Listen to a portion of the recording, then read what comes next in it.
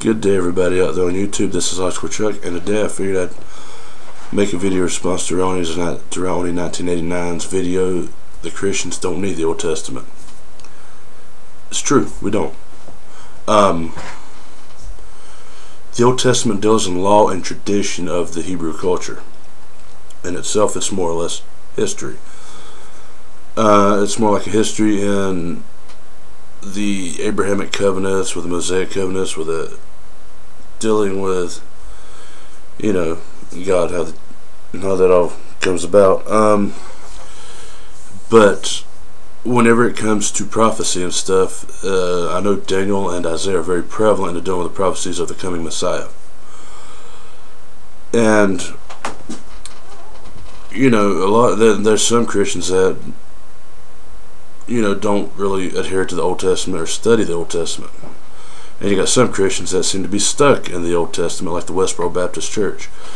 And I think there's a saying in the Bible where Jesus said, as we're going back to the law, if you live by the sword, you'll die by the sword. In other words, if you live by the law, you will be judged by the law. So the Westboro Baptist Church goes on a Saturday meeting. They're out there holding up signs and working. They're breaking the law, which is don't work on the Sabbath, which is Saturday. A lot of people don't know that because a lot of people's never researched some of Orthodox Judaism. I know that Shabbat is let's see, being the fact that Jewish day actually starts at sundown Friday night to sundown Saturday night, which is the Sabbath day.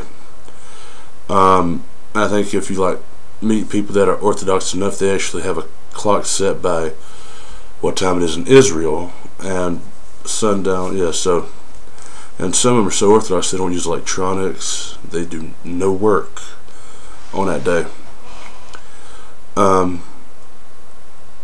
which has to be interesting. Must do a lot of reading. But yeah, and it deals with like a lot of the what's kosher, what's not kosher. No meat and cheese together. That's a no-no. Like I'm saying, some Orthodox Jewish homes have two refrigerators. One has meat and regular stuff, and the other one is set up as a smaller cottage-style fridge. It would be more for dairy, and they actually have a separate place where they wash these dishes. They don't wash them together. There's some people that are really strict on that. So if you're Jewish, you can't eat a cheeseburger. There's more to kosher than just no pork.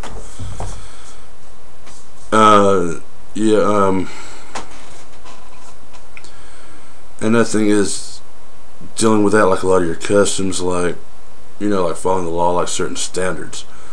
Although, if you ever, another thing, I think in Leviticus, people get this mixed up by saying that there's life in the blood. But if you read Leviticus, it talks about not eating the blood of the animal because there's life in it, not life as in, you lose all your blood, you die. No, life as in bacteria, salmonella, E. coli. You just don't eat that, and you get sick, and you could die.